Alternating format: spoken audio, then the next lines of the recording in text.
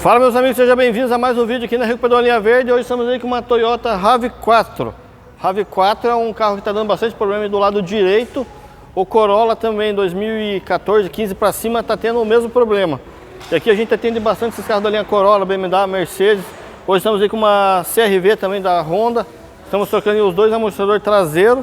E vamos fazer uma revisão aqui na bucha da base estabilizadora e bieleta. Vai ser substituído aí também. Nós estamos aí com a RAV4, estamos fazendo o Corsa ali também, um Peugeot, suspensão, e 30 ali está aparecendo pontinho ali, mas está tudo resolvido já também. E vamos voltar aqui para o nosso tema do vídeo de hoje, que é a RAV4. Essa RAV4 aqui já passou em várias oficinas, essa não foi a primeira, e o cara já veio aqui com as bieletas soltas, ele já andou sem as bieletas e ninguém descobriu o barulho dele. E como a gente tem bastante experiência com esse carro, mesmo assim até nós fomos enganados por ele.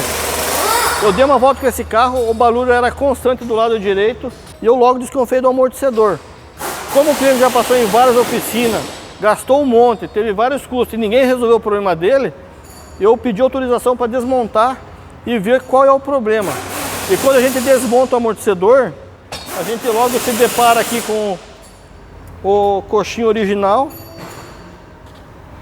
O coxinho original, beleza, o rolamento tá tudo ok. O amortecedor, fácil de enganar alguém, por quê? Porque ele está com vazamento. Até não seria errado se o cliente trocar esse amortecedor, porque o amortecedor está com vazamento. Porém, ele não tem nem folga lateral, ele não tem folga de válvula.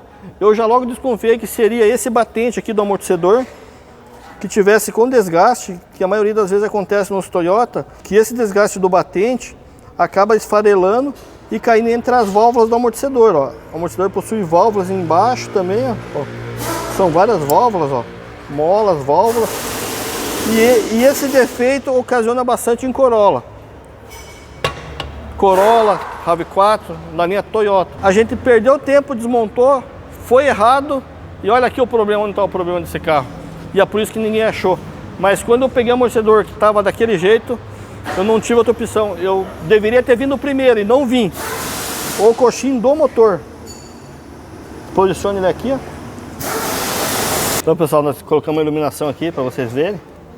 O coxinho está aqui, ó. Aqui que tem que mostrar, ó. Bem onde está. Você já vai ver a movimentação do coxinho.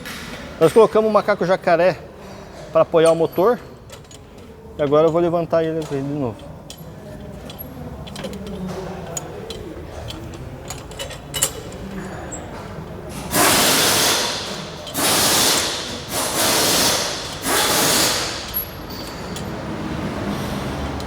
Ó.